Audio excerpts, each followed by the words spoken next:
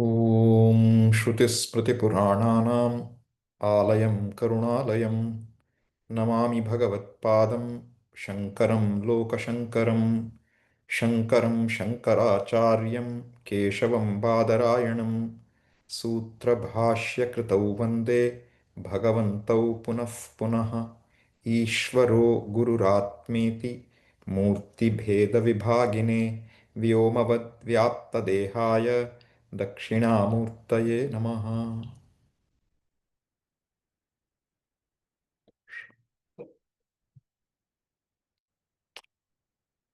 So,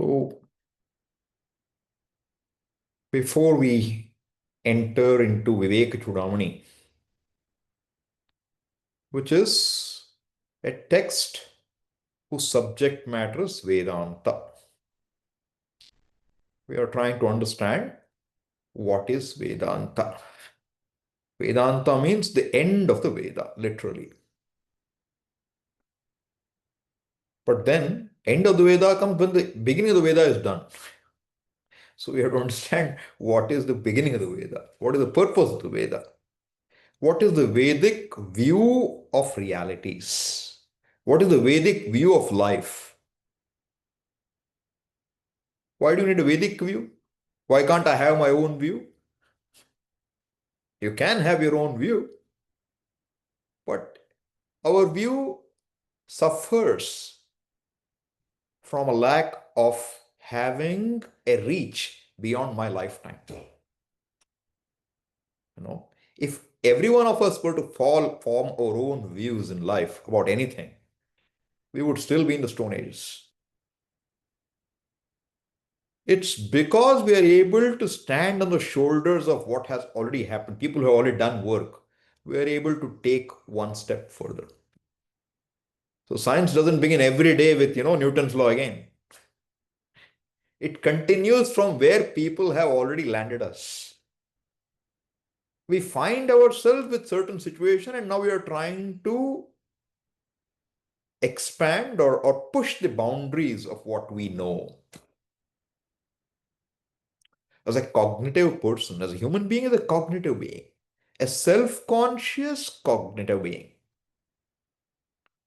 The self-conscious is what distinguishes us from everything else that we know. Animals are also conscious. Plants are also conscious. Insects are also conscious. COVID virus is also conscious. But even if you put an antibiotic and kill hundreds of, bacteria, they are not worried somebody want to come and kill me. Okay? They live life. A deer is born and it learns that it has to feed to live, and it has also got to be on the lookout for predators. A deer has that understanding. And even as it is born, it has the capacity to run. It's given. A human being, on the other hand, is born totally helpless. Totally helpless. Without care, we don't survive a day. That care is essential. That's how it is. But then, what distinguishes human being? Is it that we are helpless? Is that what distinguishes us? Born helpless? Is it that we stand erect? No. Homo erectus. Is that our greatness? That we can stand on two legs? Even gorillas can stand on two legs, okay? Goats also stand on two legs for a while and get what they want to eat. Is that our claim to fame? What is it that's special about us? In all ways, I'm saying, See, if you say a human being looks different from other animals, that's true of every animal. Right? One animal doesn't look like another. Even if it does, there's some difference which you're able to see. Human beings look alike, but still, what do you find out? Was there an Aryan invasion or not? How do you know?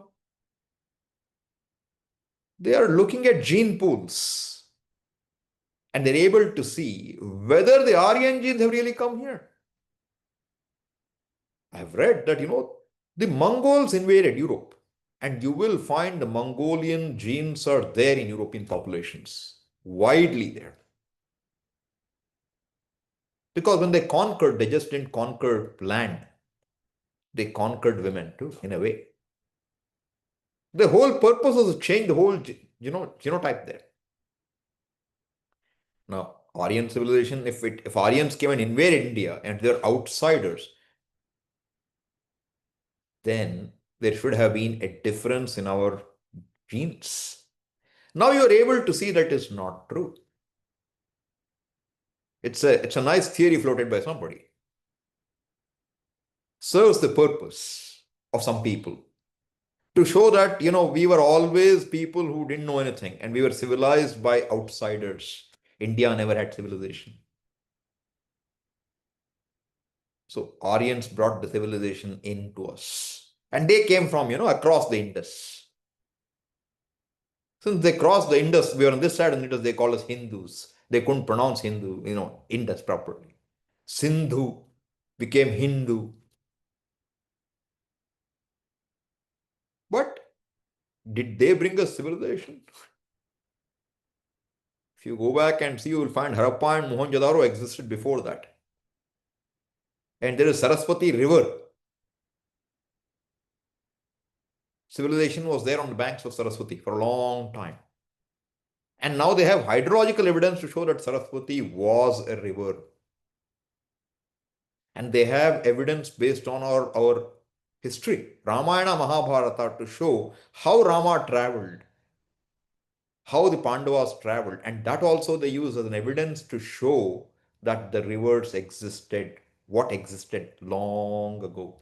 At some point, Saraswati changed course and became subterranean. But the question is, what makes human beings different?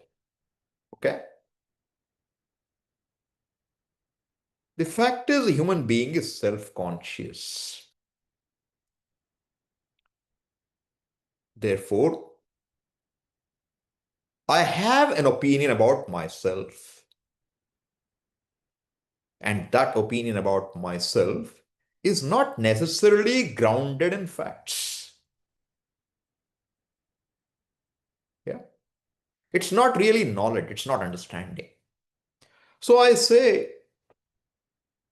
we talked about this a little last time. So if I ask you who you are, how do you describe yourself? We describe ourselves based on what we see. And everything I see is different from me. This is not open to question. You examine. If what you see were to be you, then if you saw a pot, you should become a pot. If you saw a donkey, you should become a donkey. It's not true. So if what you see is not you, and the whole world is what? How do you know the whole world? World means anything you can see, anything you can objectify. Is there anything that you don't objectify and you know? Any one thing? Okay, if you don't objectify and you know it as hearsay. You know it as a belief. Again, that's hearsay. There is heaven or not, I don't know. But some people have said that and I believe it must be there. Okay, possible. Heaven may be there. But I'm saying that also is coming to you through a thought. It becomes evident to you. Heaven didn't come when you were born, okay? It didn't come, the idea didn't come to your head. It became evident to you. Is there anything at all that doesn't become evident to you? Any one thing. Do you become evident to yourself? Do you? Do you become evident to yourself? Everything becomes evident to you. Do you become evident to yourself? Become. Become means event. It's in time. Now I show five fingers. Now I show one finger. It became evident to you. Understand what is becoming evident? It's an event in time. One thought frame gives you one understanding. In that way, did I become evident to myself? Try. Can you remember when you began? Try to remember. You can remember, I remember when I was 1 year old, 2 years old, 3 years old. Do you remember when you began? We've had so many dreams. Do you ever remember a dream when you began? You can remember a lot of things, but do you ever notice that you began on a given day? The body began. You can see other bodies beginning too. But did you begin? If something is evident to you, it's in time. Anything which is in time has a beginning. All right? So, are you evident to, did you become evident to yourself? Or you are evident already? You find yourself, I am. Is that not true? And everything else you discover. There is no invention really. It's all discovery. Invention is a word for a discovery of something which other humans cannot just put, just find it happening. You have to put some things together. And then you say, I invented something. The possibilities were discovered. And then you put them together intelligently. That's an invention. Correct? So the question is, did you ever invent yourself? Did you even discover yourself? If you have to discover yourself, who came before you to discover you? See, if you have to discover a pot, you must exist and then the pot must come in front of you. To exist a thought, you must be there and a thought must arise. How are you going to discover yourself? How are you going to know yourself? Do you have any means of knowledge to know yourself? Whatever you call you. See, look, even if this is clear, anytime I sense a sense of insecurity, I don't feel safe enough. Right? I don't feel safe. Why? I read about so much crime. I go out in the evening, I don't know whether I'll come back in one piece. Crime, road rage, accidents, war, and of course, our wonderful lifestyles, which means your heart, etc., are always at risk. So what is our situation? Are we secure or insecure? Insecure. Insecurity is known to you or not?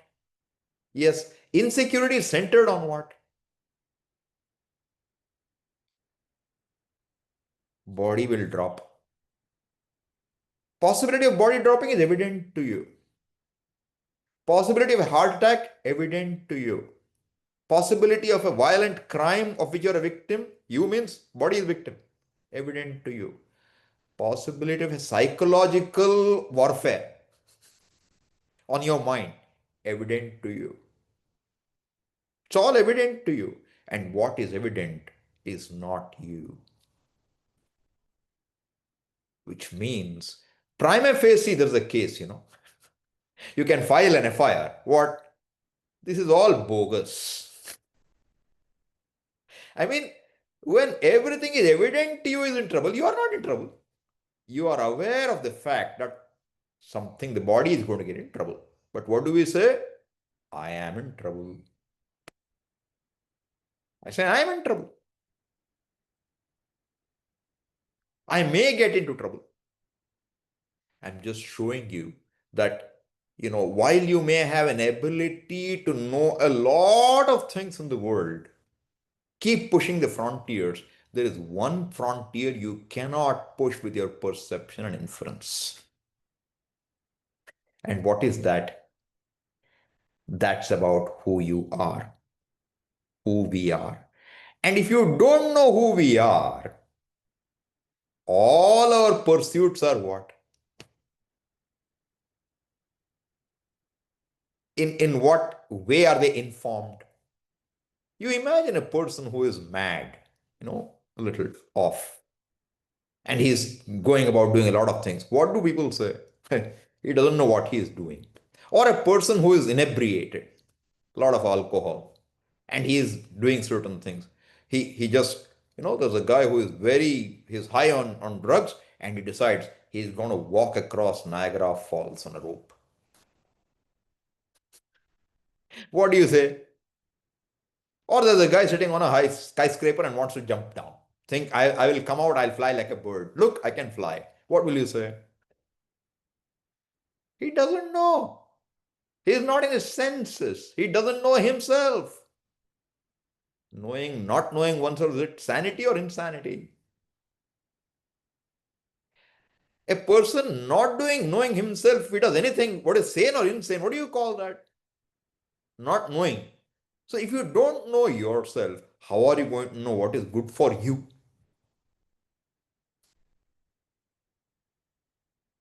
It's a fundamental problem, okay? And I'm saying, how are you going to solve this problem? You can't know. And this body, did it have a beginning or not? Other than potatoes and rice and wheat. Did it have another beginning or not?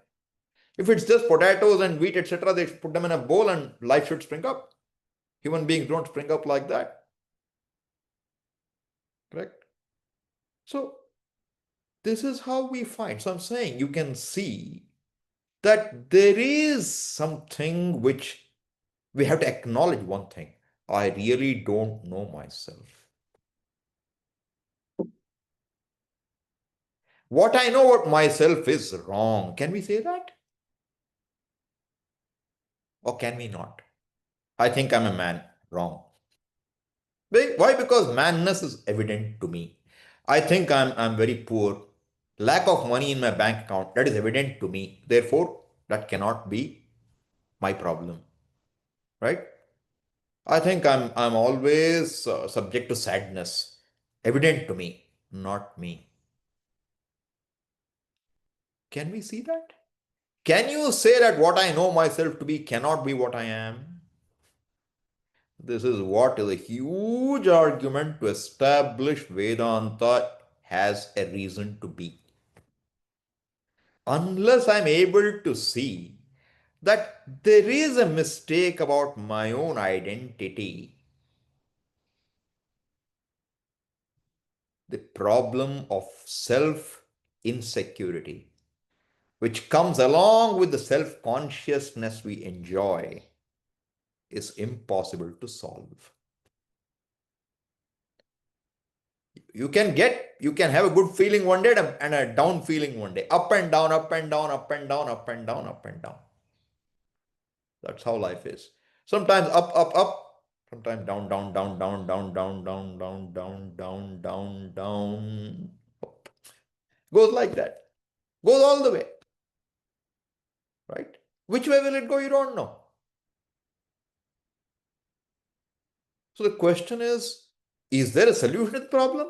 If there is a solution to the human problem, you better understand what is the reality of human being. What is the understanding? Who are you? Not a human race. Someone says, okay, human being evolved from, there's an evolution. So Swamiji used to say, if you go and tell the monkey, if you go and tell a monkey what You know, I have evolved from you. I have evolved from you. You know what? The monkey will have a laugh. You evolved from me? I'm happy being on a tree. What about you? Monkey is happy being a monkey, okay? We are not happy being ourselves. Is that evolution or devolution?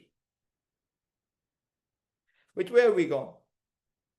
Secondly, why evolution has to take place this way? Why not another way? Why don't you have an elephantine brain? Look, elephant is a huge organism, right? It has a big body, and its brain, I'm sure, is much bigger than human brain. Why don't we have an elephantine brain? That would be better evolution, probably. Do you know why human being? Okay, even if evolution happened, why this way? Why not another way? Why should a rat lose only its tail? Somebody tried an experiment. They would cut the tail and see whether acquired characters are inherited or not. It was a big experiment in biology at some point. Interesting experiment. But the point is, some characteristics seem to be acquired somewhat, some don't seem to be. So they will say what is convenient for evolution is acquired. Who made it possible? How do you know how to evolve? How do you know whether climate change will be there or not? So I'm saying, on one hand, one thing is clear. I don't know myself and I don't know how to know myself. On the other hand, I don't know much about the world. True? How much do we know about the world?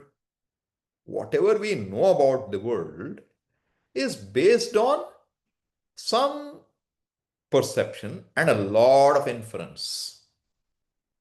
Now, there are people who will tell you, what is the age you find a dinosaur skeleton? What is its age? How do you say what's its age? You do what's called as carbon dating, right? And carbon dating tell you what's the half-life. And then based on that, they will tell you this is the approximated life of this. And some people will tell you, we don't believe in carbon dating. Who says this? Typically fellows who are very religious. Because they have their own theory. What? This whole human beings, the whole earth, in fact, started only, the world came 3,000 years ago.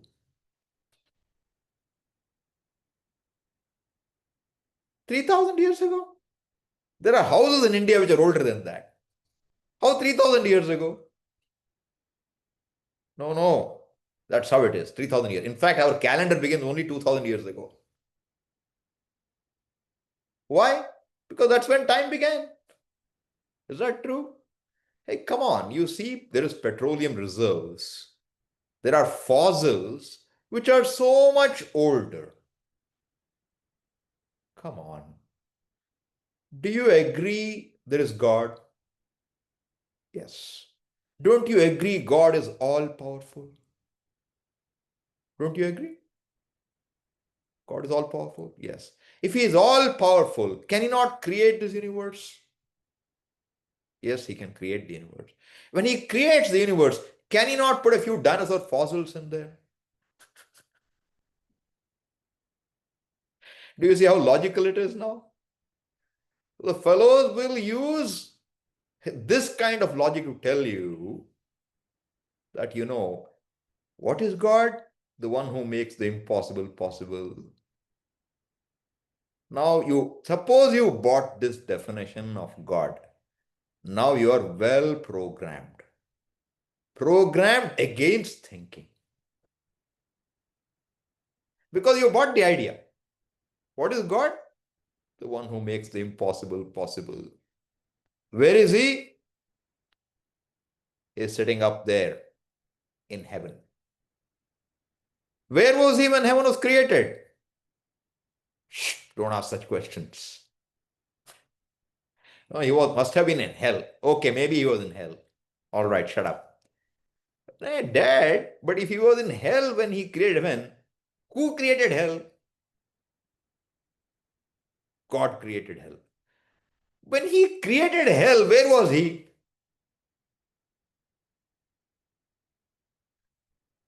What's the answer? Shut up. This is Satan putting questions in your mind. Don't follow Satan. You come the other side, okay? So how do you shut the person up? You shut the person up by saying, don't think. Right? So I'm saying, while science is trying to find realities, religion has also been trying to tell you about realities in its own way. That is where religions come. So somebody says, we are the chosen people. Chosen by whom? Chosen by whom? By God, of course. Why did he choose you? We just got lucky. Is that true? Do you get lucky? What is luck? What is luck? Is luck something you can explain or can't explain? If you can explain it, it is not luck. Correct? If you can't explain it, what? It's luck. What does it mean? Has for no reason. His business, just took off. I also started a startup at the same time. Mine folded up, his took off. In fact, all my guys went and joined him later, and he's made it so big.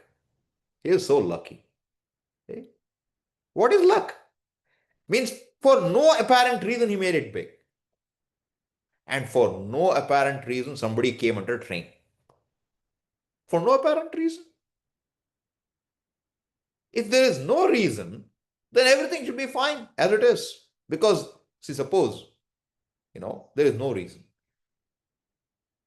You eat a lot one day and you feel more and more hungry. Suppose you go to a doctor. What is he going to tell you?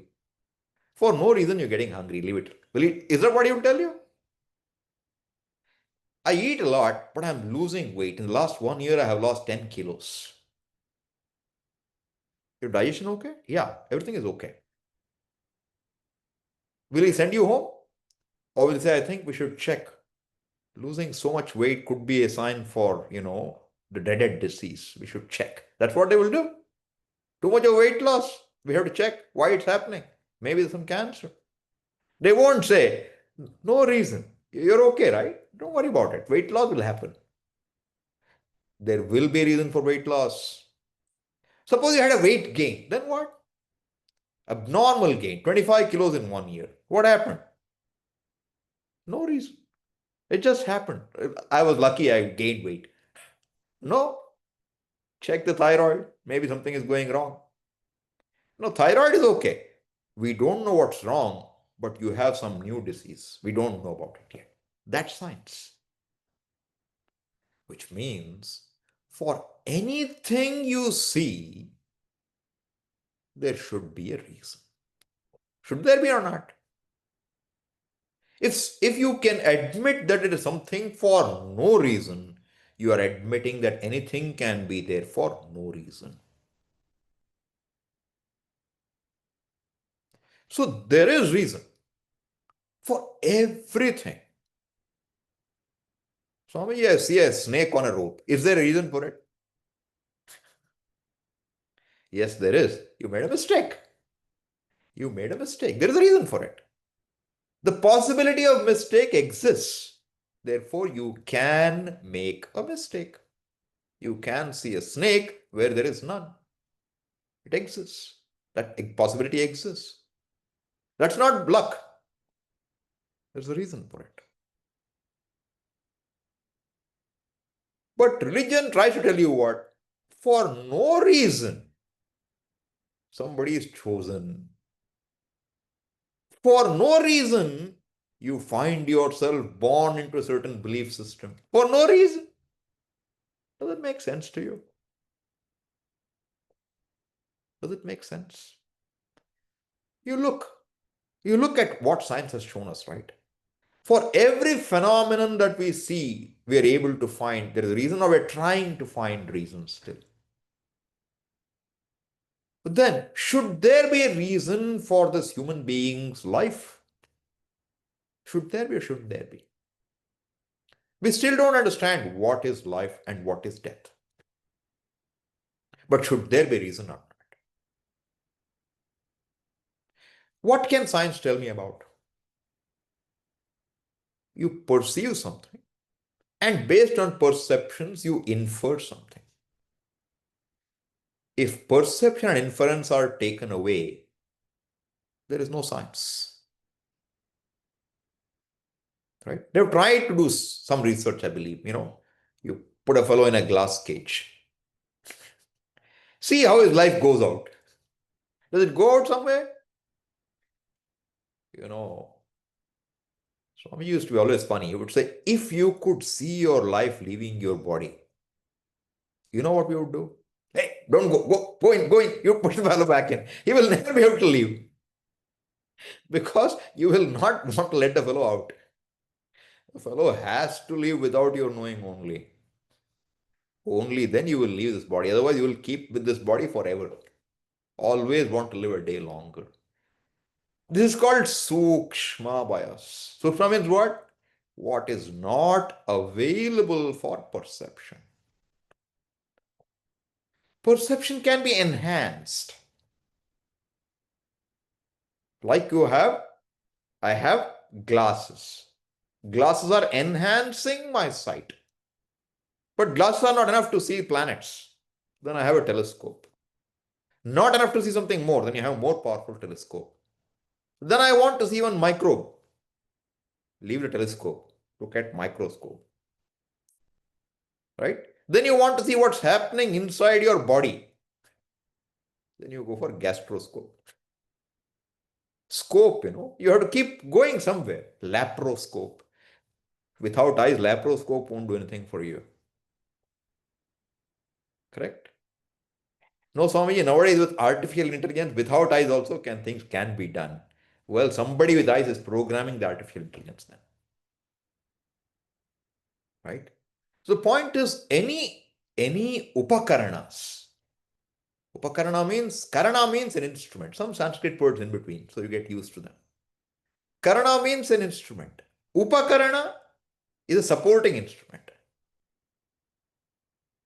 So for eyes, you have glasses.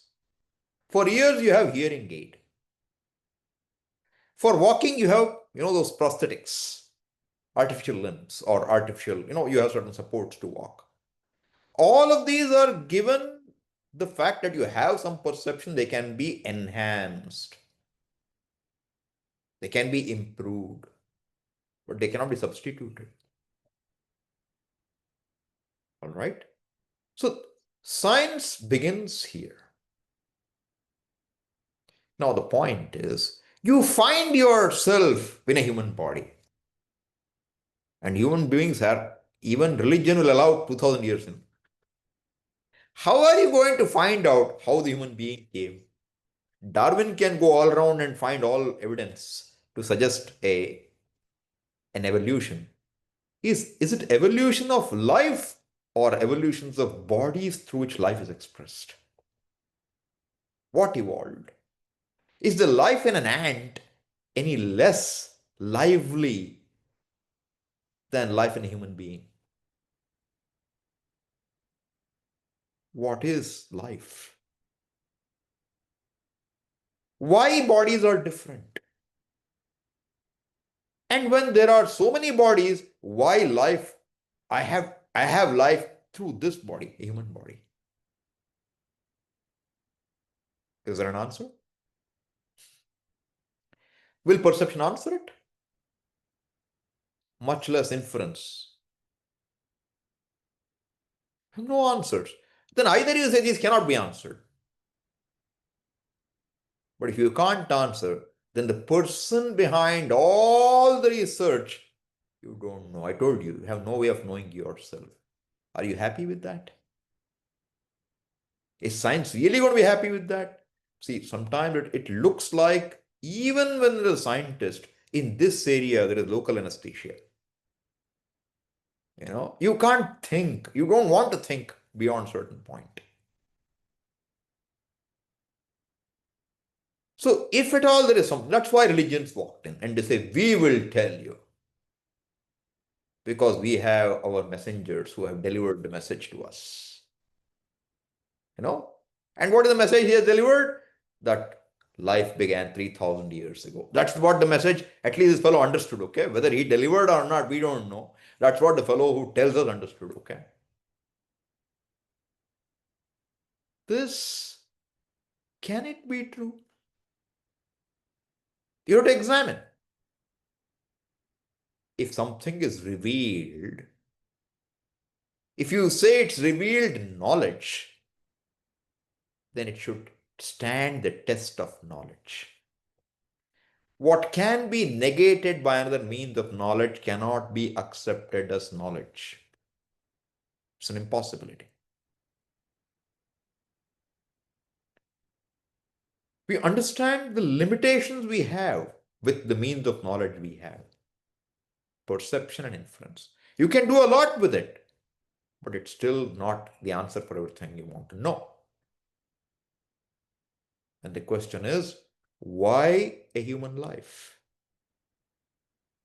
Why are you self-conscious? Okay, even if it is so, what is the difference between human life and other lives? Self-conscious means self-conscious to be always judging myself. But if properly informed, to be free from all judgment. This knowledge and the knowledge of the whole world, why of the world, why and what of the world, which cannot be answered by any scientist, by evidence. That is subject matter of Veda.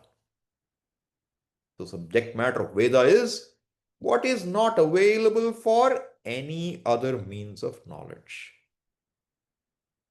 I'm showing you two sides of it. One is a means of no means of knowledge to know who you are. And the other is also to know, no means of knowledge to really show what life and this whole world is about. On both sides, you have, you have basically, you have walls. You can't cross them with perception inference. And if there is something somebody has to tell you about it, that something must have been there to know what happened. So anything you talk about the evolution of the universe, of the cosmos, the cosmology, if it's based on perception and inference, it has to be an extension of what you know. It's not a fact. It is not an inferential knowledge like, if there is heat, there must be fire. If there is smoke, there must be fire. You see smoke, there must be fire. This is only possible when smoke and fire can be observed together. Therefore, theoretical extensions are okay, but they need to be verified. How are you going to extend science to a point where it goes to the beginning of the universe? So this we saw earlier, that the Vedic vision is all that is here is Isvara. Right? Let it be. So what? If we don't understand what Ishvara means, that's exactly how we can feel. Right? When we say all that is here, see, all that is here in your hand is your mobile phone. Everything that a mobile phone does is governed by the architecture of the mobile phone. The bits and bytes can talk because there is something behind it. There is intelligence behind it. And there is intelligence behind it. And there is intelligence behind it. You have layers and layers of intelligence built in. Right? But where is the intelligence first to start to build intelligence? The fact that let's say you see a beautiful nest, a weaver bird's nest. Do you believe it just came about? It just happened. Or do you admire the bird that makes the nest? Or you see a honeycomb, you extract honey. Can a human being make honeycomb? Can a human being make honey? We can steal honey. The bees make it, we steal it. That's what we do. It's meant for their use. We take it away. Correct? But the fact is, can you make honey? Honey? Can you make honey? You can only call somebody honey. You can't make honey. Correct? Who gave the intelligence for the bee to find honey in flowers, in hundreds of flowers? Who put the nectar in the flowers? Why there should be nectar in one flower and there are no flowers in another plant? There are plants which don't give flowers. You have a classification in biology based on that. Flowering plants, non-flowering plants. Something, I don't remember the words now. But there used to be terms like that. Some plants propagate by seeds, some propagate by cuttings. Some will propagate by tubers. Why? Some are asexual, some are bisexual. Why? You want to have papayas. You have only one tree, I don't know if they'll get papayas. You see pomegranate, there are two types of flowers. There are male flowers and there are female flowers. Pumpkins, male flowers, female flowers. Why? One plant can produce both. And therefore pollination is possible. But in some other cases, one plant may not produce both. Why? No answer. So for all this, there must be a reason or not. As I said, if you say, Swami, there's no reason for some things, then give up. Once you say there is no reason for something, you have to accept there is no reason for anything. Your question also, there is no reason. Leave it. So if there is a reason, you understand there is a reason for everything, or there is no reason for anything. Some things have reason, some things don't have reason, is convenience. That I don't understand the reasons is valid. I don't know the reasons, valid. There are no reasons, think again.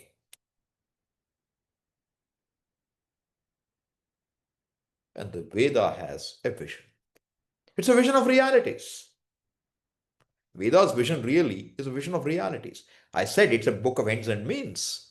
True, but it's also a vision of realities. Much more relevant to us when it comes to Vedanta. So now, this Veda has to say, so I said to you, if luck is not a word which has meaning, because luck means what? For no reason. Akasmat. That's the word in Sanskrit, Akasmat. Kasmat means what? Because. Akasmat, no because. For no reason. For no reason. Akasmat, there was an accident. That only means I don't know the reason. Whether that fellow was to blame or this fellow were to blame or both were to blame or the road was to blame, I don't know. Or their stars were to blame. Right? This is what is akasmat, our akasmat. It's a very benign akasmat, okay? It doesn't mean there is no reason. In fact, if you go to Ayurveda, the important word is nidanam, root cause. For any disease, you must find the root cause. Without the root cause, there is no remedy. Because whatever you remedied is not remedied. Because unless you address the cause, the effect can come back. My vitamin numbers are very low. Okay, give some vitamins. Vitamin B is very low. What is the number? 29. Hey, better take some vitamin B supplements. Keep taking. What happens after you take for 2 months? Every number looks good. You're good now. Don't worry about it. 2 years down the line, checking what happens. Again, vitamin B is down. Why? Because vitamin B is not getting metabolized. Why? Because my stomach has a problem. It doesn't metabolize it right.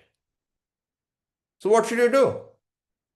Either you address the problem of why vitamin B is not metabolized, or you have to put me on a regime of vitamin B supplements. It's called Nidhanam. You have to look at the root cause. Why are you unhappy? Because I'm born in India. Hey, why? No opportunities. Too many people in this country, no opportunities, and I'm not well connected. If I was connected, it's a land of opportunities. If you're not connected, see, if you're connected, even Tirupati, you have special darshan. Wherever you go, special queue for you. Who are you? Oh, you're his son? Okay, okay, okay. Please go, please go, please go. How does it work? You're connected. I'm not connected. In Tirupati, you're standing behind these cages, all these, they'll have so many doors. It look like you're caged animals, okay? You're standing there, one door will open. Some privileged fellows will go in front of you. It's like you're on a train, you're sitting there. Your train is one simple express train. What is passing by is Rajdhani Express. You have to wait. Rajdhani will go, then Shatabdi will go, and then your train will start going. Then they will say your train is already delayed. Therefore, we can delay it every time. So, better to have one train delayed by 10 hours rather than having all trains delayed. Why am I on that train? What's the answer? What's the answer? No answer, okay? I don't know. But is there a reason? So I start by saying, why am I born in India? I'm not happy. Why are you born in India? Why are you born? Forget born in India. Why are you born? I don't know. So now somebody will have a problem in life. What's the problem? Why am I born? Why was I born? Just to suffer? It's not an uncommon feeling. It's not an uncommon feeling, right? That you feel frustrated. You have no answers. You feel frustrated. What science will help you for the way you feel? Why am I born? Why did I get this parents? Why was I born as the third child? First child got some privileges. First child, all attention. Fourth child, attention, last child. Just 1 second, okay?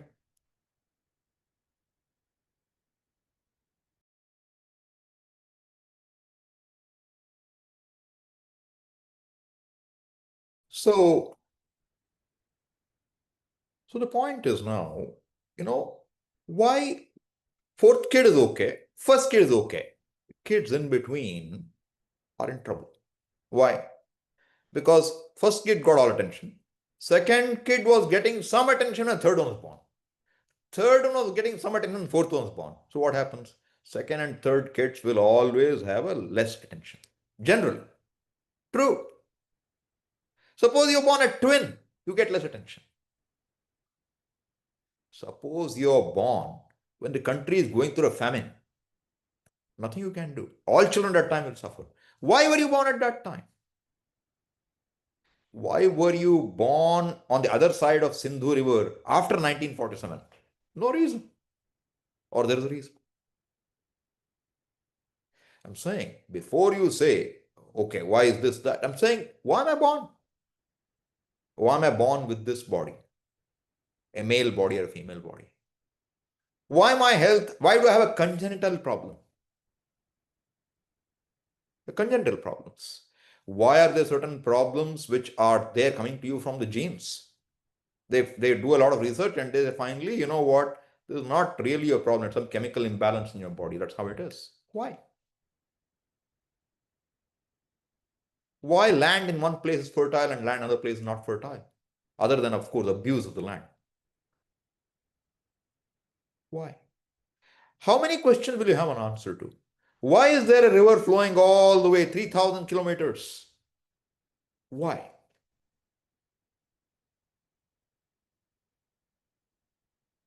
Do we have answers? Civilizations came by river banks. Why there were only so many rivers? Why not more rivers? Why some rivers flow from north to east to west, some flow from east west to east? You have both rivers in India. Why? Do we know? How does a salmon know it has to go back to where it was born to spawn again? It goes upriver. How do the birds fly thousands of kilometers across continents in their annual migrations? How? What GPS do they have? Butterflies do that. Do you know? Monarch butterflies.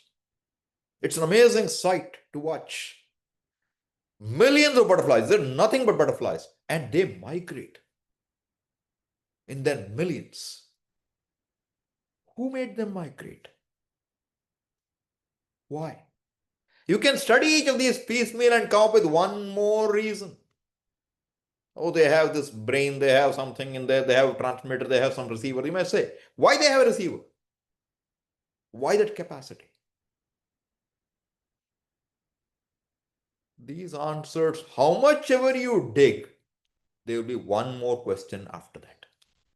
Your ignorance is only one more question away. You can never get all the answers because not one, not 10, not a million lifetimes are enough to unfold or unravel why everything is the way it is. And everything is connected. Do you know? Or is it just random pieces floating together? If you say things are random, which means you're saying there is no reason. Understand another word. You know, the people in the financial markets discovered that although the stock markets look random, there is a pattern in that too. And they do what's called a technical analysis to find out how people's minds work, why people sell, why people buy, what are the curves that the markets follow. Then they fall, they say this is a shoulder, this is a head. Head and shoulder formation means stock will rise again. They have their own ideas. It's called heuristical. And a normal computer wouldn't do it. So they had neural networks figuring it out at one point in time, fuzzy logic. It was thinking some human fuzzy ways. It can figure it out somehow. But what are you trying to figure out? You're trying to figure out a pattern where you don't see a pattern. And I'm saying the Veda has the vision to tell you nothing is without a cause. Nothing is without a reason.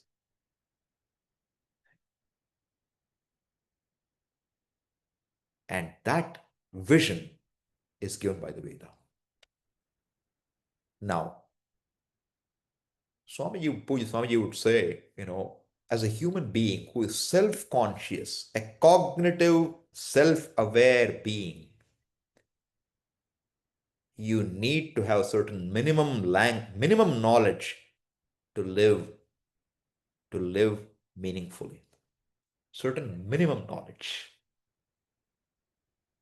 And in Swamiji's words, the minimum knowledge is the vision of the Veda for a human being, not for an Indian, for a human being, for a self-conscious human being. Because the human being's problem is I cannot accept myself as I am. I cannot accept myself as I am, as I know myself to be. No, Swamiji, I accept myself as I am. Why do you say I don't accept myself? I do accept myself. Totally accept yourself. Which means you don't have to move one straw from this side to that side in the world to be okay. Everything is in perfect harmony. Is that true? Or if I ask you, can things get better? A different language, Can things be better? I know everything is fine with you, but can it be better? Yes, of course. How can it be better? You will give me 55 things how it can be better. And what does that show? that things are not as good as they can be in your view. Is that not right? If things were exactly as they should be, you wouldn't say make it different, right?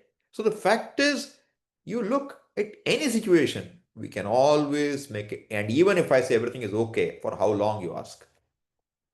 Everything is okay for how long? Happy hour? Whatever time it takes, okay? But the point is that there's always a sense of dissatisfaction, wanting things to be different, really wanting myself to be different. Swamiji, I have no problem with myself. I accept myself. My problem is with the world. Is that true? Your problem is only with the world? Let the world be. I can't let the world be. Why? I can't accept it. That's your problem. Come back, okay? It'll just come back. You send it through one door, it'll come back through the window. Problem is centered on me, not on the world. If the problem was centered on the world, everybody should have the same problem with the same thing. What is this individualization? What is that so unique about your personality? Only you like violet and I don't like it. Why is that? You find yourself with likes and dislikes, don't you? Do we invent them? Or do you find yourself with certain, if you want a milder, I have certain preferences. That's sophisticated language, okay? Not compelling. I have preferences. I prefer vegetarian diets. Means what? And non-vegetarian is okay too. But the whole point is I'm saying preference means what?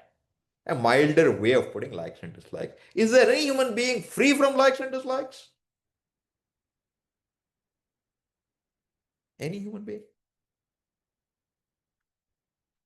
So you understand, we have likes and dislikes. When you have likes and dislikes, and you find that world does not necessarily, you are unable to fulfill your likes and dislikes, what do? You didn't ask for like and dislike, okay? You found yourself with it. You are born in a family, where everybody loves spicy food.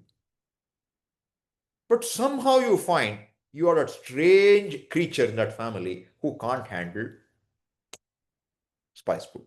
You don't like it. You just don't like it. Why? No answer. Why? No answer. What do you do? What can you do about it? Is this your mistake? Are you accountable for it? Who is to blame for your problem, your predicament? You have a very simple problem, some problem of the year. But the family you were born in doesn't have a clue about the fact that this problem can be resolved if it's taken care of early enough. They don't know. You have a problem centered on your mind. And the family thinks to say that the problem centered on mind is madness. Don't say it ever. Therefore, deny it. Deny a problem till the problem becomes uncurable. Is that your problem? Uninformed parents, your problem? Science is not evolved enough to recognize it as a disease. Is that your problem? But you have likes and dislikes. And you don't have the resources to fulfill them. You don't have the capacity to fulfill them. You wish you could fly. You saw birds, you wish you could fly, and you read about Jonathan Livingston Seagull. You wish you could fly. Can you fly? You can write, but can you fly? Some, Wright brothers and their predecessors tried. They would strap on wings and try to fly too. Fair enough, valid. But can you fly? You can fly in a plane. That's not it. I want to soar like the eagle effortlessly. Is there wrong with wishing it? Anything wrong with that wish? Or you go to Australia and you see this Great Barrier Reef and you go snorkeling or scuba diving, and you see the color it's a riot of color. It's amazing to see it. And now you wish I were a fish, could swim in these reefs and see all of it. Can you become a fish? You can't. Does it cause you to become frustrated? Not necessarily. You make more trips to the reef and you go and look around if you want. That's okay. Or you go and watch Discovery Channel. You'll see a lot more of it. This is a simple one, okay? But you just wish that your partner cared for you in your perception. A partner cares for you, loves you. Is that a wrong wish to have? Is it illegitimate?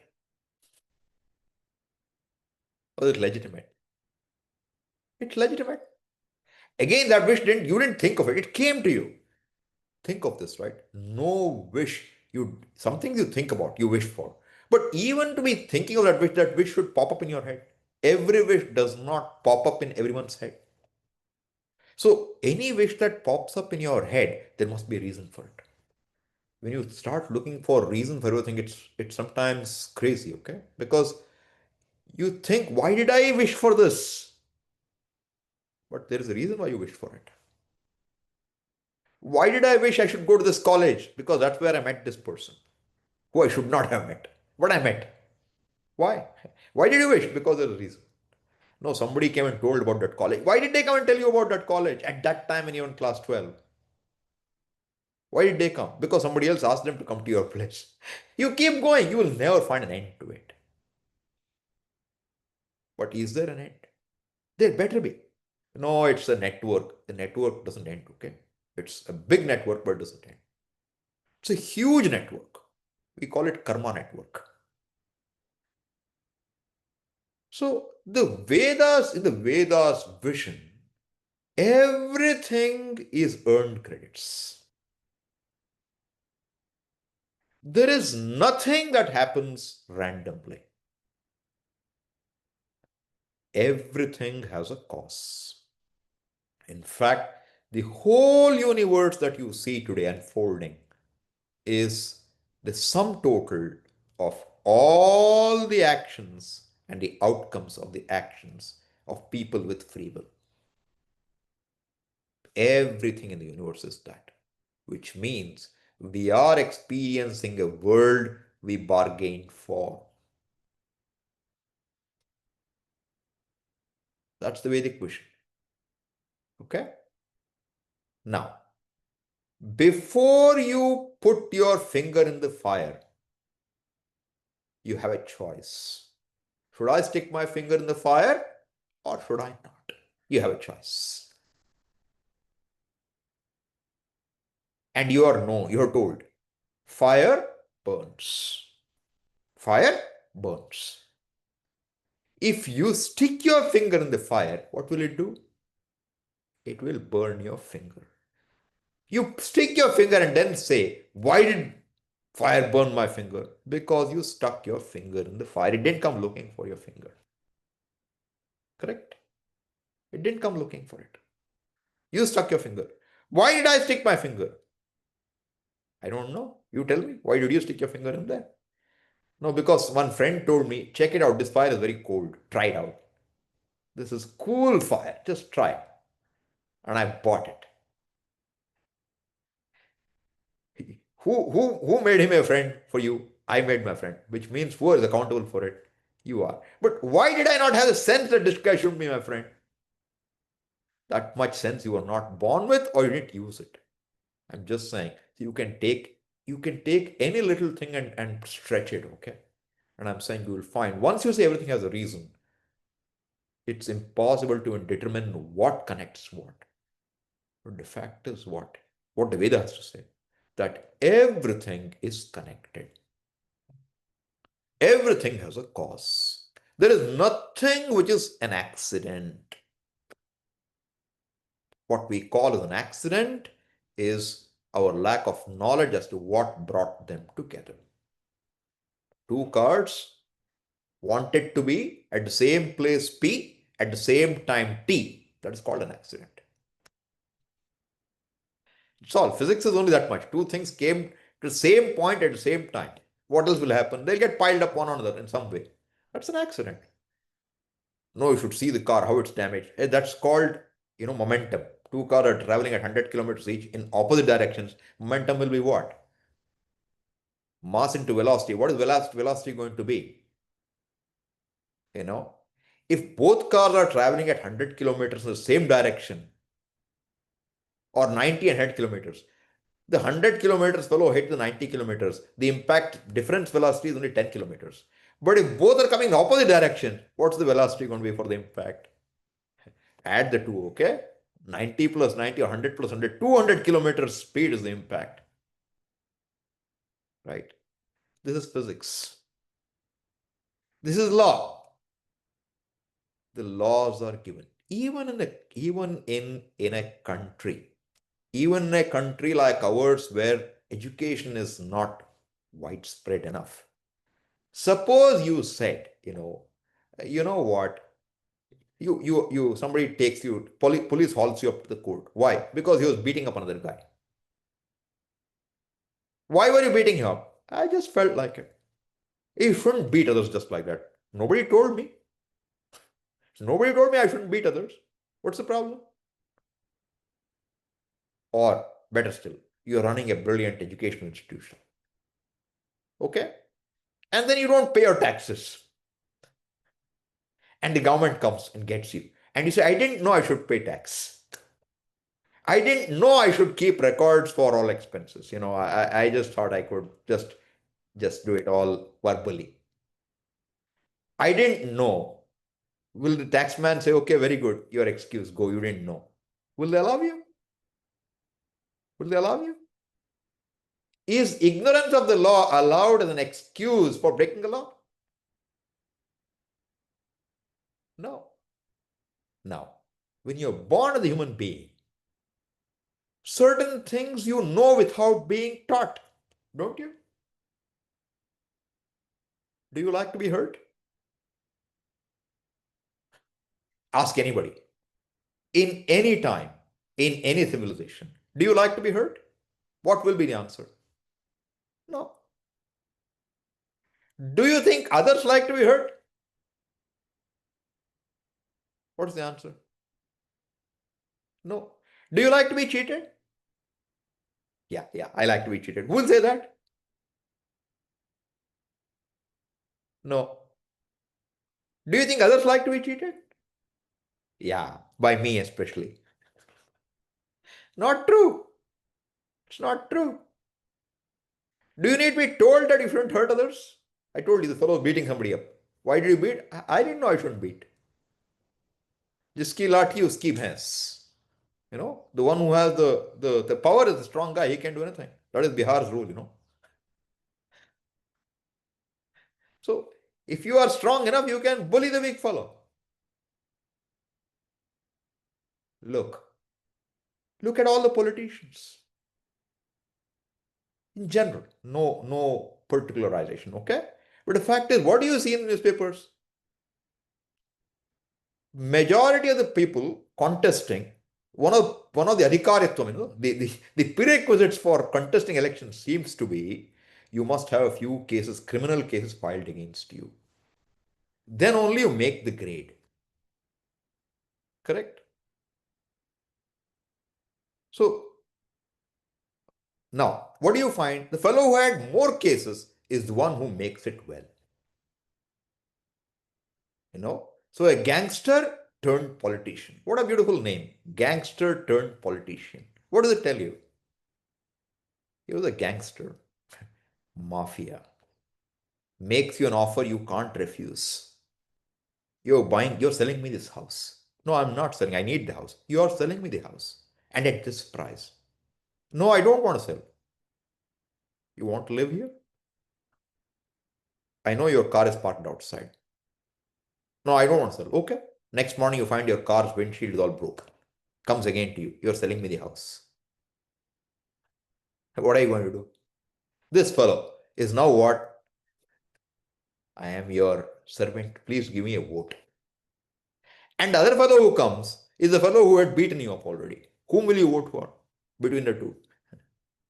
You have a great choice. Now, this fellow became an MLA. Then second time MLA. Then he became MP. Now he is minister. What do you think? Is crime paying or not? Is it paying or not? Do you like the power he enjoys? Do you look up to him now? Now you invite him for the college convocation. The fellow will come and deliver an address. What address he will deliver? He never went to school. Or if he did, he got through all his courses very well in a different way. He knew how to rig the system very well. Now the fact is, it appears that he got away with it. You are not connected and you didn't get away with it. See how unfortunate I am. Swamiji, everybody cheats. I genuinely just didn't account for 5 transactions and they hauled me up. What luck, Swamiji? Did they not give you some hints? What hints? Swamiji, they said you pay, we'll leave you. I don't want to pay. I don't want to pay a bribe. Then you be arraigned. Other fellows get away because they pay. They have cooked books, but they also have cooked the fellow up. They have cooked up every deal very well. So Swamiji, is that not a good way to progress? Because if you have money, you can do anything in life. Yeah, he has a lot of money. But the fellow can't sleep in the night. No, Swamiji, this fellow sleeps very well. He may sleep very well today. Watch later. Swamiji, all the way he slept well and he died happily one day. That too, death also by one bullet shot, didn't suffer even. He got away with it. How do you know? We saw he went away. You see another kid born with a handicap. Why is he born that way? I don't know. Because he had broken two fellows' legs in the last life. Possibility. When you see networking all the way. And I'm saying, what should you do, what should you not do is not left to education. That is put by the Creator in your head. Hurting others. I don't want to be hurt. Others don't want to be hurt. This becomes the basis of what we call dharma. What you sow is what you reap. This is the rule. I heard, about a piece of barren land. It's barren. Nothing on it. Somebody bought the land, a hillock. And then all they did was they started to water the place. Just water. They dug some bore wells and started watering the place. Then you see vegetation starts to show up. The seeds were there. Cause was waiting for the appropriate conditions for it to fructify. The seeds means a cause, okay? The cause was waiting there. And when they came up, there came the goats to eat them too. Then what did they do next? They fenced the place where goats don't come and eat. And then it became a biosphere of its own, on its own right. All green. With a lot of water later. Where were all the plants? Right there in that dry hillock for centuries. So the vegetation that came up, apparently some of that is things which they never saw in that area before. They were there. No seed is wasted. It has the potential to sprout. Every action we do is a seed. Who says this? Science can never tell you this. Veda. This is the Vedic view of life, includes this. That you are accountable for the way you are. It is the use or abuse of free will which accounts for the way we are finding our lives today. It's not just living beings. Even the climate, the environment, everything has to do with our karma. Why only people in Delhi should suffer fog and smog in winter? Why should you be in Delhi to suffer that? In or around NCR. Why? No, I have a very good job there. That is one karma. Other karma is you have to suffer with some breathing difficult air, air which is difficult to breathe, you have to breathe. That's part of the karma. Otherwise, you can't explain why somebody has to be there and have a child which is born with respiratory diseases. What can you do? Just because the parents happen to live there when the child is born. Moved away from there. Next year they came to, Coimbatore. It doesn't save the child. It had to be born there. So I'm saying everything is networked. So Vedic position, when you say everything is Isvara, it means that it accounts for every single micro and macro matter in the universe. And science is only trying to understand more and more. So what is science really trying to do is to know Ishvara. Because order is Ishvara. The laws are Ishvara. The laws are already there to be discovered. But how much ever you discover in detail to know everything is an impossible task. But in general, Veda tells you everything is Ishvara. And in that, it talks about a few important orders. And one of the orders is the order of karma. Dharma, karma. So, karma means what? An action. What is action? Suppose wind blows. Is it action? Water flows. Is that action or not? So, action is not movement. It is not like the movie, action, cut. Action means cameras begin to roll, okay? In the studios. Then what is cut? Stop. Stop now. Again, roll. Cut. Then you edit. What is action? Action is not movement. Then what is action? What is our definition of action?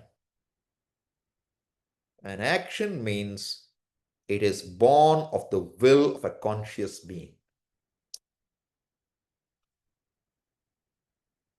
Kartritantram. Karma is kartritantram. It is centered on a person.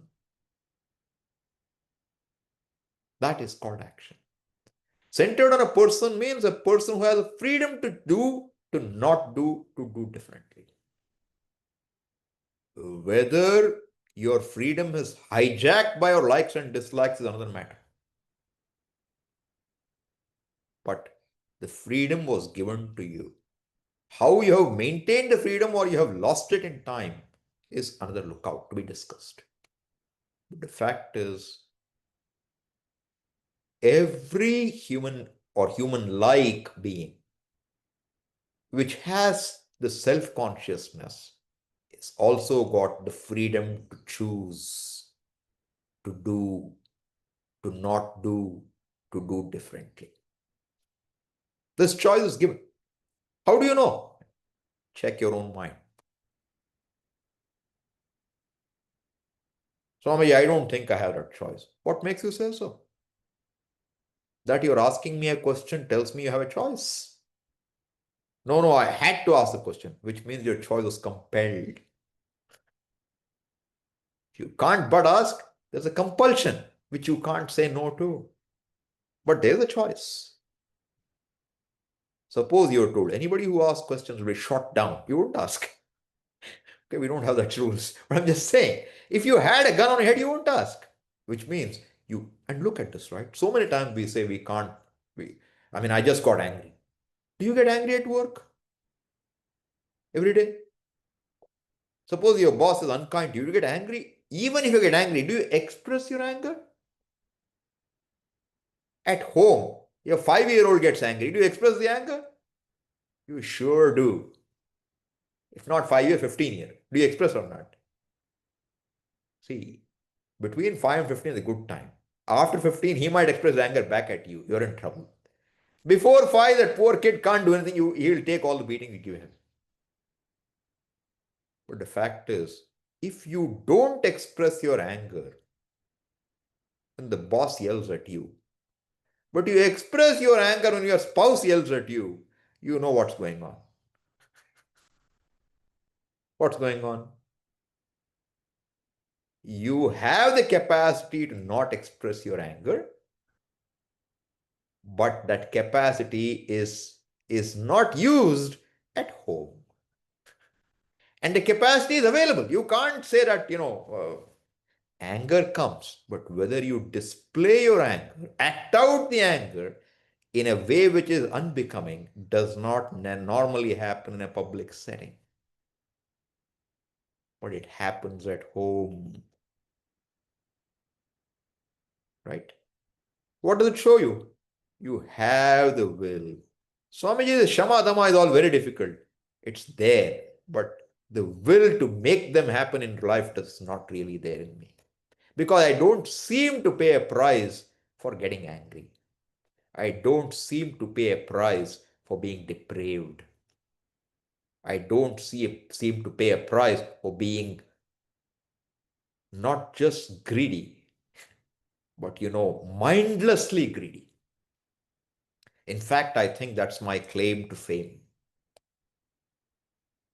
I have built this huge company. I control the company, and it's worth, so many billions. What do you own? 3% stock. Enough, because everything else goes to people all over. So nobody can control anything. And what do? You have deals with the fellows. We will give you this contract, kickback. Therefore, what have you really invested? 0. 3% also you already recovered. And you look up to them. Oh, they're doing so well. But the fact is, he knows what he did. And even if he says he doesn't know, what he did is recorded. Chitragupta, sitting behind your ears, records everything. Chitragupta is only a method spoken of in the culture. What it means is nothing you do is unknown. Because the one who governs one Isvara is not someone sitting remotely. All that is here is Ishvara, means he is Antaryami. Antare tishthanyamayati. He is sitting in you. He is the one behind every desire. He is in every desire. Then God is responsible for everything. No. It's like this. You're given a driving test. You're given a driving license. Assuming you know that driving is a privilege. And your privileges can only be given to you until you use your privileges meaningfully. If you go and, knock down 5 people 3 days in a row, what should happen? If there's a law worth the salt, they should take away your driving privilege. Now you tell me, is the driving privilege wrong? Is the freedom given to you to drive, is it wrong? Is the one who gave you the ability to drive wrong?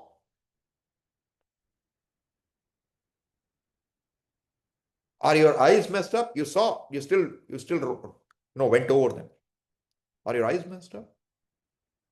Or is the alcohol which went into you before you drove the problem? Or is it the mind which went for the alcohol which is the problem? Or is it that quarrel at work which you had which made you consume the alcohol which is the problem? Where do you lay the blame? You can do blame apportioning, but the fact is, you have the freedom and it was abused by you. And freedom is given. The infrastructure for the exercise of freedom is given.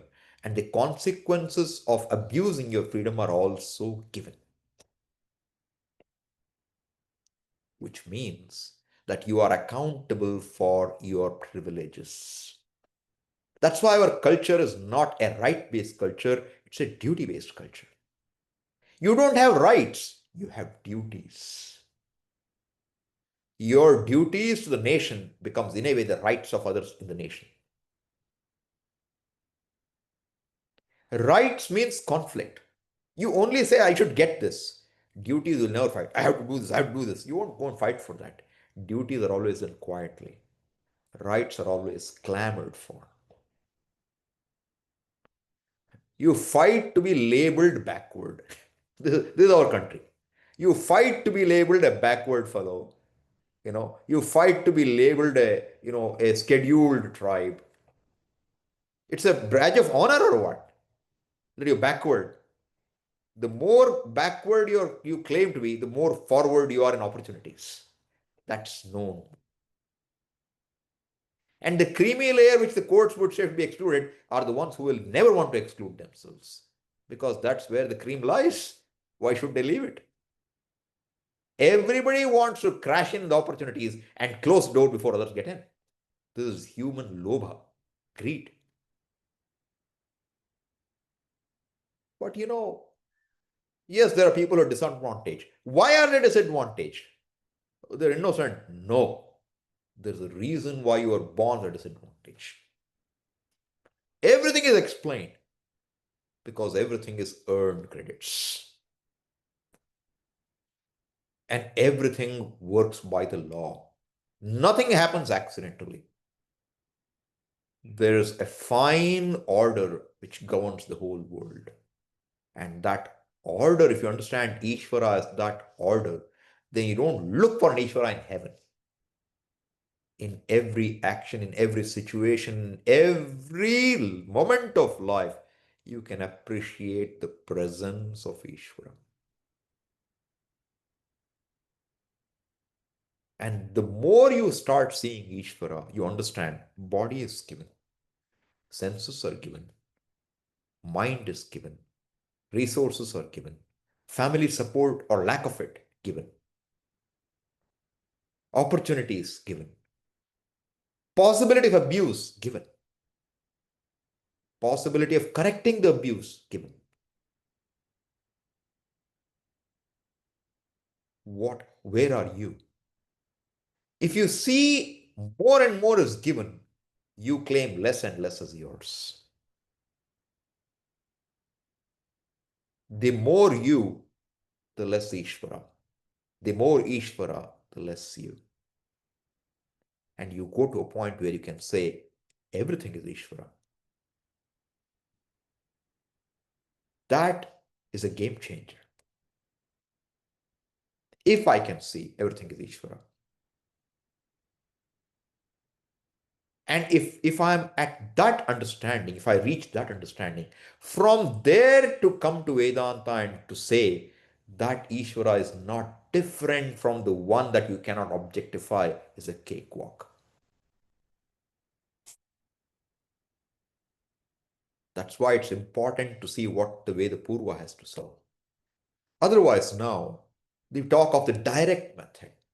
Direct method means what? Don't worry about all this. Don't read about God and Ishvara and Dharma, Karma. Forget all that. What should you do?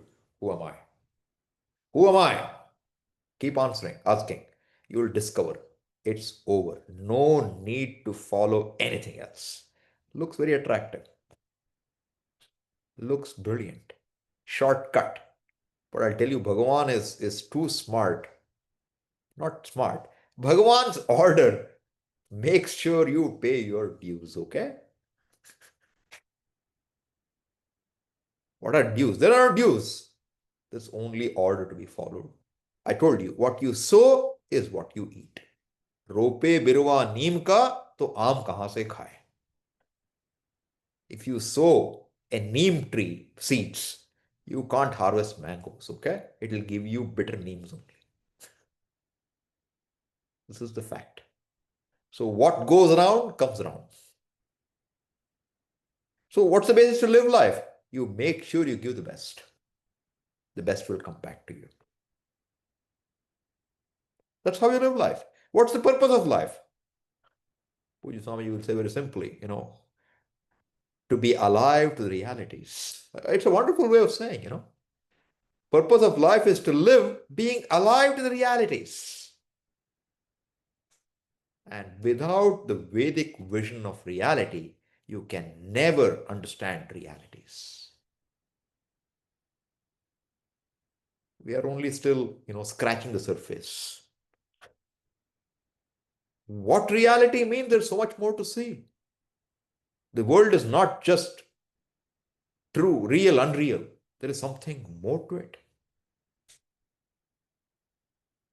There is something called mithya, which makes the difference between, a life of self-acceptance and without. So we'll come back and look at it. It's time now. I'll stop. Om Purnamadav Purnamidam Purnat Purnamudachyate Purnasya Purnamadaya Purnameva Vashishyate Om Shanti Shanti Shanti Harihi Om Shri Gurubhyo Namaha Harihi Om. Any questions? Hari Om Swamiji.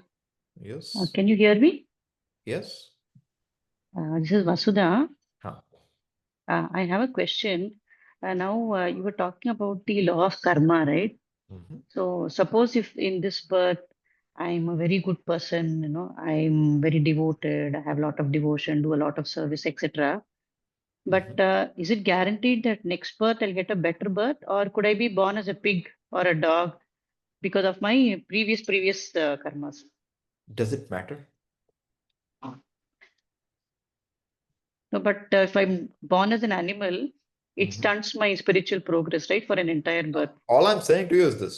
Look, suppose you throw a ball up, okay? You throw a ball up. How quickly will it come down? By gravity. By gravity. Does it change depending on whether you threw the ball harder or less hard? Hmm. Gravity will take its time, okay? All right? Same way. Whatever karma is done, one thing you be sure of, you will never be penalized for what you didn't do. And you will never go unrewarded for what you do. Which means every action you did will produce an outcome. See, to think that this life I did something good, next life will come, for that you have to understand the Vedic vision of what is this whole karma. How much karma do you have? Do you have karma just enough for completing one life? We say you have infinite karma. Every individual has karmas possible for every living being to be born. But then what decides what the next birth will be? That we don't know exactly. Yet, the idea is when Punya karma clamors, it gets a priority. Especially a Punya karma where this spiritual growth becomes involved, then that Punya karma gets priority. But if you want to know more about it, you will not find any treatise which will tell you exactly what karma phala for what. And if you read also, you'll go crazy because how many things you have to look at, before saying what is karma phala. And you cannot enjoy all karma phalas in one life, by the way. Suppose there are karmas for a pig, only what pig can enjoy will get in that life. Other papa karmas will come to other yonis. So don't worry about it. You know, what we do is we do what we think is right. And rest assured that you will only get a fair hearing. It's not like a final judgment. Either you go to heaven or you go to hell. It's not like that. You do what you have to do, and the outcome will be governed by the laws. It's not Ishvara's discretion. It's not like this. Okay, 10 people are here. I have 3 people raising a hand. I won't take your question. I'll take her question. No, it's not like that. There's no discretionary thing there. It's purely the law. The law operates. And the laws, you do what you can, and the laws will take care of you, which means you are accountable for what you do. And what comes is based on the law. Okay? Okay. Okay, Swamiji. Yeah. So don't worry about Um, it, Karma, everybody has infinite karma. What makes a difference is this. If you hear Bhajagovinda, what will it say? Ganga, basically it is Ganga Jalalava Kanika Pita. One drop of Ganga water will do a lot for you. Same way, one name of Vishnu will do so much for you, which means every good action will have its impact. All right. So we will never know exactly what karmas will do what. Bhagavan also says what? Gahana karmano gatihi. The karma, what its outcome is how it moves around is inscrutable. You can't know. Gahana, very deep. Because the complexity of the network is too much. Karma network is too complicated. Okay? okay, Swamiji. Yeah. Yes, Tom. Please unmute yourself and ask. Yes. Can you hear me? Yes, loud and clear. Thank you. I also have a question to the karma. It's quite similar, I guess, but since the karma network is, like, as you said, it's so big and we can't really grasp it, and we get rewarded either in this life or in the life after. I can't really see how this can be a fact instead of a belief, because I didn't what catch the last part. Could you repeat that? for me, it's more like a belief. Fair So, enough. like, I believe next life I gonna be better if I do good this life. So, which, like, in my understanding, it's like kind of the foundation of this. But it's not very verifiable. So, unless, like, in my point of view, it's not verifiable as long as I have the view on myself as the body, as the mind. So unless I can see all of it in once, so I cannot really verify it. And this leaves for me, like, I can't see it other than a belief. No, very true. See, what you're saying is very true. And that is why Veda tells you, because you can't see it. The whole reason Veda is a means of knowledge because you can't figure it out. But we are giving you a reason why things are the way they are. All right? It is a belief, and it's a non-verifiable belief. True. But you know what? The last part of the Veda will make you see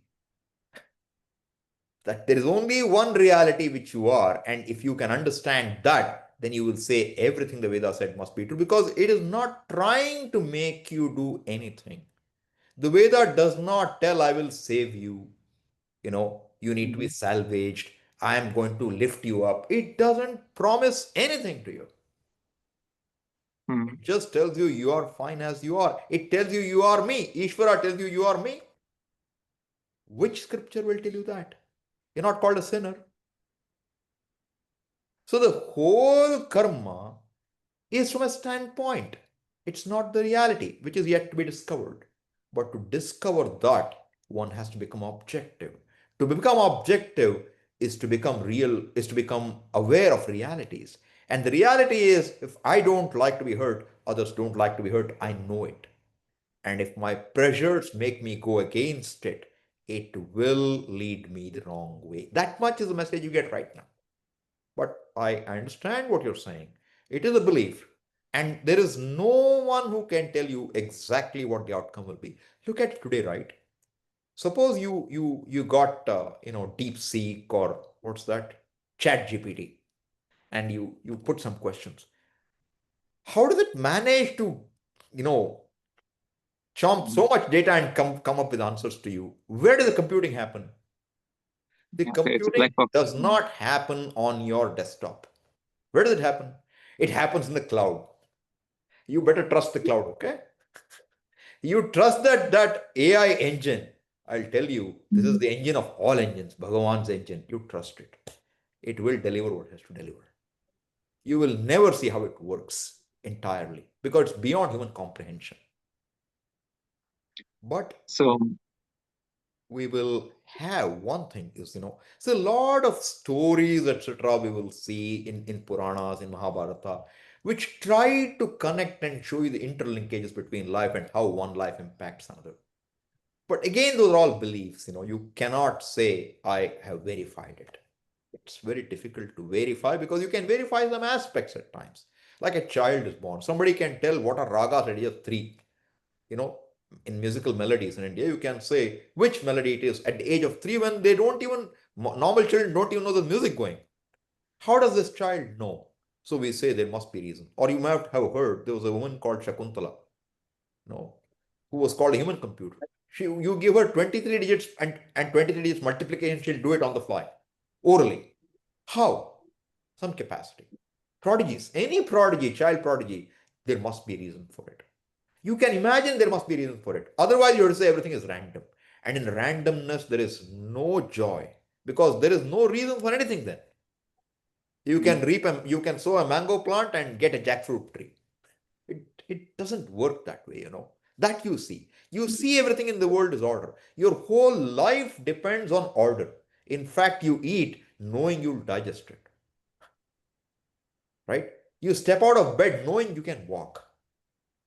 You go to sleep knowing you'll wake up tomorrow, generally. You tell me anything you do without some kind of an understanding of an expected outcome. I open my mouth because I know I'm expressing words which you'll understand. So you will find that all our actions are rooted in the thinking of predictability. Therefore, nothing is really outside the pale of reasonableness. But what is reason is not human reason. It's not like, believers are one kind and non-believers belong to different bucket. That is human mind, which have religious mind, which have twisted reality. Right? So, but if you leave it to a plain human being, this is how it is. So I appreciate the difficulty you're saying, but all I'm saying, this is all we have right now. It's like saying you're given a computer and you're told, if you do this, this will happen. Suppose you don't trust it, what will happen? What will happen? Suppose it says, when you say RM, in Unix, you say RM means remove. Or you say delete. If you delete, what happens? The file will go away. And you say, I don't think it's true, I delete. It'll all go away. So all I'm saying is, in every situation in life, we trust. We have to trust. Trust reasonably. So this is the benefit of doubt you give to the Vedas at this point. Maybe a little follow-up question, because like this kind of believing, it's always a bit hard for me. So I do you have appreciate that. some kind of advice, like if I read about it, or if I get in touch to it, like if I set my mind to it, so it's easier to believe because I have kind of the knowledge. But this kind of knowledge I can't get. So how can I believe without knowing? How do you believe you can swim? Can you swim? Yeah. How did you learn to believe that you could swim? Yeah, okay, I just do it. There's Like no other way, honestly, Mhm. How do you know you can cook? Because you cook. How do you know you can ride a bike? Because you can ride a bike. How do you learn to believe? You want to believe to start with. Start there. You want to believe. Mm. Not because you just, and I'm not telling you anything that is against your reason, am I? No, absolutely. If there's something against reason, it's hard to believe. I agree with that. But you will find that everything said is it is not knowable by reason. It cannot be proved by reason, but it cannot be against reason. That much is the benefit of doubt you have here. And I understand. Look, in India, today, to a lesser extent, if you were born in a parent's generation, these beliefs just came to you. It's like permeates into you because that's a culture. But today it's not true. Today people question. Even in India, it's become a problem now. Believing is hard. Why should I believe? So your question is very valid. I understand it, but I'm saying to have that Shraddha is that belief pending verification, is also grace. It's also earned credits. Yeah. Last word is everything is earned credits, okay? Okay, thank you. Yeah. Yes, Sukumaran. Hariom Swamiji. Yeah. Oh. Hariom, this I want to know how to overcome the thinking, too much of negative thinking. And whether this negative thinking is because of our past karmas.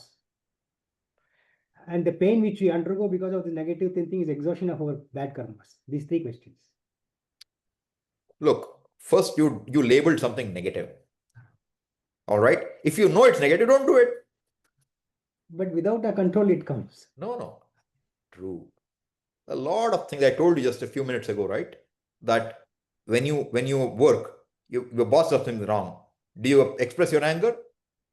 No. No. When you come home, you express it? You do. Same way. This negative thing, when you're saying, I have no control, do you want to control it? You know what? Simple thing. Watch your thinking. Watch it for a while. Don't act. See what happens. Any fear is just that.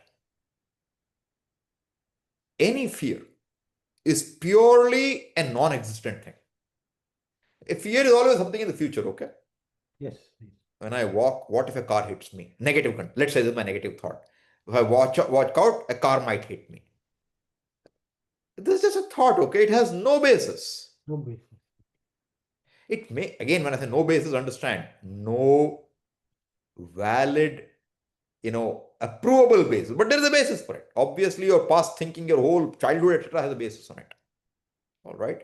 But look, if everything is based on the past, your past karma, and you have no say today, then you have no freedom to do anything. Freedom means you have certain freedom. Without freedom, I cannot talk of fate. Free will and fate is a standard problem. Okay.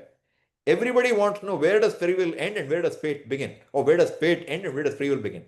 This is an unsurmountable problem until you understand that neither fate nor free will is absolutely real. Past free will and present free will is the battle, okay? Now you decide how much present free will you want to use against your past free will. There'll be limitations. Example we give is like a cow tethered to a post. Is it free? No. It's not free. Is it totally bound? Suppose the rope is 3 meters long. Then it can graze in the area of pi into 9 pi r square, 9 pi is its freedom. That many square meters it can graze on. Suppose you made the rope 100 feet, it's 10,000 square feet pi. That much area it has.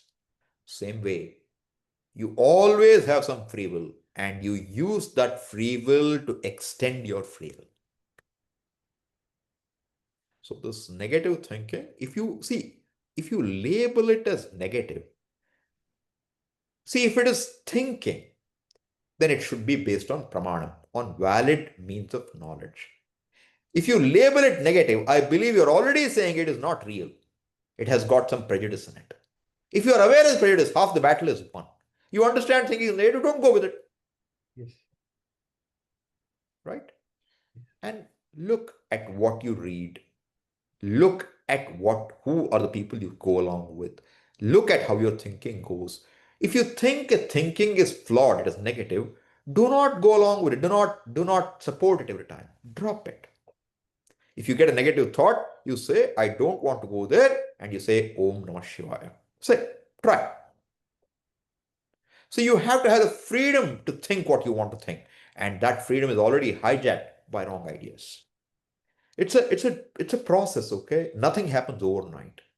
But if you want to get out of it, there are ways. And prayer is one more very effective way. You pray that I want to become free from this. And you pray to whatever you believe in as a power. Okay? Thank you very much, Sam. Yeah, you're welcome. Anybody else? Any questions? Harsha, you there?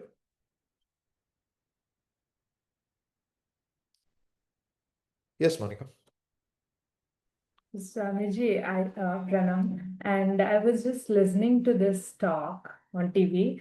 So one Swamiji of Shankaracharya head, he was saying like Parayana, etc., whatever we do is to kind of purify ourselves so that we reach to the right guru. Okay. So I've also read about this, like when the student is ready, the teacher, the guru will, you need not find a way, the guru will, whatever happens, right? So, but my question is also about, I also read that, like if you want to attain enlightenment, okay, yes, it's a state within us, or whatever, if you have to realize your true self, okay, so then you need a guru who has had the experience and not just the theory. So now my question is, I believe that there are many sincere seekers in the world, and one of the steps, preliminary steps, is to find such a guru who has had that experience, right? So my question is, how is that being met for the seekers around the world? Like, I don't know if there are such gurus, there might be. So, but what my question is, how is that being met? How will I answer your question? Look, you can talk for yourself. Whether it's met by others, don't worry about it. Point is this. Forget guru. Okay? How did you end up with your parents? You have to have a reason. I told you everything has a reason. All right? So now, what an acharya in a TV you saw is highlighting one aspect. So suppose you went to the acharya and said, you know what, I want to have a very good family life. They will tell you, do this parayana, you'll get a good family life. That's what they will tell you. Right? And suppose you said, I don't want to die in an untimely death. Akala mrityu should not happen. Okay, they will give you a mantra also, do this and you will be okay, free from that. Suppose you said, I have no children, I want to have issues. They will bless you with that. So what you ask for anything you ask, what's one mantra? You pray, you do action, and you'll get the outcome. This is a common answer. You ask me anything, I'll put it that way for you. It's a way of saying it, right? The fact is, again, what did I say? You get what you paid for. You sow, you reap what you sow. Yeah, Right? I understand that, So Swamiji. now the question is, how do you know you'll get a good guru? Again, do you deserve it? You'll get it. That's the answer in that format. If I want to give an answer in that format, the answer is you will get it when you have to deserve it. Yeah, What I else can think, we say? yeah, I think that is covered like when the student is ready, the teacher appears, right? My readiness. Yeah, that see, is- but you know what? Understand one thing. Is there a line where you say, I am ready now? No, I think my question is, Swamiji, my question is more like, I'm looking for probably for some examples of how this is being met for the seekers around the world. You like, know what? As I see it. uh, See, when I met my guru, I don't know whether it's the right guru or not. How do I know? If I can measure my guru with a tape, then I must be taller than him. Correct? To measure somebody, I must be taller than them. How would I measure someone who I want to look up to and learn from? Suppose you see a typical problem. People come to listen to you and they will label you as good or not good depending on their own expectations of you. Suppose I tell you everything you like to hear, you will mark me as 5-star guru. Google rating, guru rating, 5-star. Why? Because everything you thought, I fit your bills very well. But suppose I answer you unconventionally. Suppose you say, how will I meet my guru? I said, where is guru? Where is Shya? There is only you. Now, what kind of answer is this? Suppose that is the answer you expected. Then you will say this is 5-star guru. But if you didn't expect this answer, you will give me 1-star. Useless guru. Now the question is, how do you decide whether a guru is okay or not? You met. Puja Swami used to say, somebody comes to him and says, Swamiji, tell me, how can I meet a guru who will help me cross. So Swami would say, first thing is clear. He has already concluded, I am not that person. He's made a conclusion, okay? Now, he knows I am not a person and he wants me to tell where he should go. How will he believe that either? So you see the difficulty. This mind is going to believe what it wants to believe. What I tell you will not make a difference unless the mind is very open. If I go to a teacher to check out what I already know, to verify what I know is already correct, you are in the wrong place. I mean, the mind is in the wrong place, not you. Because the mind has a tendency to flock to a place where it's validated. So if I go to a teacher trying to validate what I already know, I will not learn anything new. I will keep my ignorance intact. I'll keep all my notions intact and be very happy that I have a wonderful guru, because that guru does not stir me in any way, doesn't disturb me in any way. He approves of me as I am. Wonderful.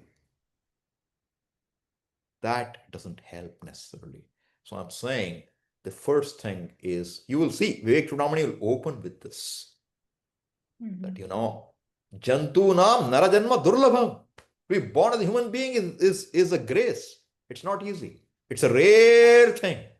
Among the billions of species, why be born as a human being? Why not one of the COVID bacteria? Grace. Being born as a human being, to have that free will available to do something, grace. To be able to study and be informed, grace. To be able to understand what you're taught, grace. Grace all the way. Whose grace? Isvara's grace?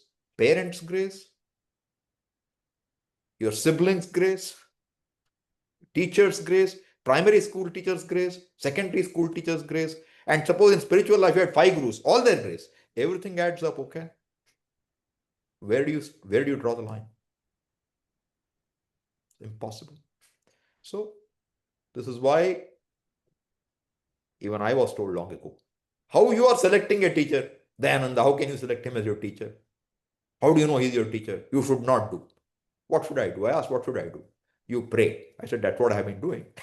Over. Matter is over. I have been praying and that's the result right now. If my prayers are not good enough, I will have to pray more. He'll take me to the next person. Big deal. I didn't have to go anywhere else. That's enough. So if you ask me, how does this happen to somebody? It happens because there is grace. But you earn your grace. It's not chance. It's not luck. Oh, I was lucky I met Swami Dayananda. I can say that, but luck is just a word. It has no reason behind it. Grace is a word which says that, like they say, I must have done something good. That's it, The Sound of Music is a nice song. Perhaps I had a miserable childhood. Perhaps I had a miserable youth. But somewhere in my wicked, miserable past, there must have been a moment of truth. I like that line. Because for something to come, something has happened. So the question you're asking is a valid question, but I'm saying you cannot measure. Shastra tells you how to look for a teacher. It tells you, Shrotriyam Brahmanishtam. Mundakopanishad will tell you that. Means a person is well read in the Shastras and his only commitment is Brahman. How are you going to measure either of them? I don't know Sanskrit. The fellow is telling all Sanskrit words. How will I know whether he knows Shastra or not? I don't know. The person is coming to teach me and he travels all around. His commitment is Brahma Vidya or business class travel. How do I know? I don't know. Finally, you have to surrender to Bhagavan. There is no other way. Okay? Yeah, okay. But Swamiji, my question, if I may ask, without any disrespect, this is just I wanted to ask, that's it. So, because when I was telling this to my father was saying 1900s had many self-realized gurus, but 1900? 1900s in India had many self-realized gurus. Okay. but where will you find one now? So he was saying this. Then I thought, how is that requirement being met for many people? That's why I had the question. No, You know? fair enough. Look, the fact is this. What your father is saying, we can reconcile that also, right? Yes, 1900, there were a lot of gurus. Fine. All right. But how would you even know of a guru? There was no web. We will trust, let's say we have some people whom we really trust and believe in their words. So when they say he seems to be really See, that is how the world works even today, right? How do you go to a teacher? Either you have to look at Google ratings, or you have to go by hearsay, or you have to listen a few times and say, finally, you know what Puja Swami would say? A guru is one who can make you see. There is no other way to know. Swami, but then I have to invest so much time in one guru, and if he is not the right guru, I have wasted my time. That's grace. Okay. So what your father is saying in general is this. This is what they will say, as Kali Yuga comes, you will find more and more dharma going away. So fewer and fewer people are there. Fewer and fewer seekers also. Fewer and fewer people who can guide also. Both are true. It's not untrue. But we don't know what Bhagavan has in mind. Maybe we'll get a lot of gurus in Kali Yuga. We don't know. We just don't know. What's important, when I went to nursery school, I needed somebody who could teach me the alphabet. When I went to grade 10, I needed somebody who could teach me that. When I went to grade 12, I needed somebody who could teach me that. Now those teachers don't count. They count, but they don't count in terms of what I need next. Now, the guru that you're looking for is a guru who says you don't need any more gurus after that. That guru, how are you going to measure up? It's better left to Bhagavan. You make your best attempt. Be prayerful and be open. Your eyes should be open, not closed. Suppose I tell you, believe me, I am the right guru. Don't go anywhere else. You have come to the final destination. Don't believe. Don't believe, because it's not a matter for believing. You should be able to see something more. And Bhagavan will guide you. Bhagavan may guide you elsewhere too, because your karma has to take you somewhere else. It's all possible. There is no final answer. But as I told you, somebody told me this, and I still remember, the person came from Sringeri Parampara, and they said to me, how can you select your guru? And I said, what should I do? They said, pray. And I said, that's all I'm doing. This is the person who has come to my life. So then what? His thinking was, no, you don't accept him. You go to Acharya in Sringeri or somewhere, and if he looks at you, he is your guru. He should look at you directly in your eyes. If he looks askance, no. He should look directly in your eyes. So I went. I had gone to Sringeri. I went. This is the time when it happened. He didn't look at me. What can I do? My karma. He didn't look at me. Sringeri Acharya initiates only one Shishya, by the way, if you know that. No second person will be Sringeri Pithadisha. How many sannyasis do they give? Not many. So the point is, who will they teach? You go and listen, ask Sringeri Acharya, will you teach me? What will he say to you? Not now. Secondly, lady, harder. All I'm saying is there are so many things you have to look at. There may be an excellent teacher, but he may have his own orthodox ideas about certain things. Right? So I'm saying it is better to see that finally Bhagavan will never cheat me of my lot. I can only do the best that I can. And I'm open-eyed, well-informed, not blindly trusting. Don't believe what is against reason. Don't say no to something which is beyond reason. It could be true. This openness we should have. And prayerfulness we have. Rest is left to Bhagavan. Okay? Yeah, thank you. Anyone else question? Can you check, Ramesh, if Harsha is there? I have some questions from him. No, sir. Not this one. Huh? No, he's not this. Okay, then I will take it another time. Okay. All right. Thank you all. We'll see you again. And just so you know, I'm deliberately doing the meditation series, connecting it to what we're doing in this class. I'm not making it a random one. So if you have an interest, You join that also because it will help you assimilate what's being said here. Okay. Thank you.